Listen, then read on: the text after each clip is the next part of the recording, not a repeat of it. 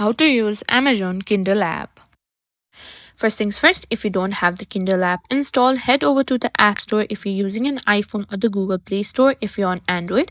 Simply search for Kindle and simply tap install to get the app on your device.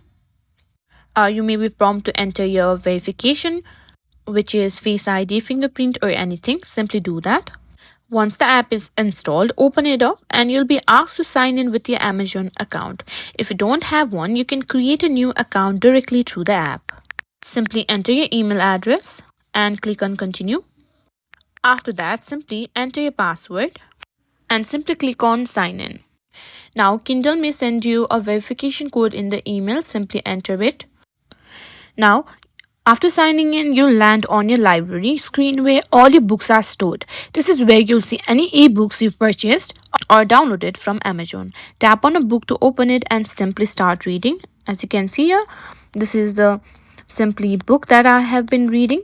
Simply, you can find it over there. Now, to read a book, simply tap it on your library. Use the left or right side of the screen to turn pages. You can adjust the text size and background color by tapping the top of the screen and selecting the AA button. Now if you come across something you want to highlight, simply tap and hold the text to select it. You can simply choose to highlight it or add a note. It's a great feature if you're reading to study or just want to remember key points. Kindle also has a built-in dictionary. If you come across a word you didn't know, just tap and hold the word and the definition will pop up. You can even tap dictionary to see additional meanings. And that's it. That's how you can simply use Kindle app.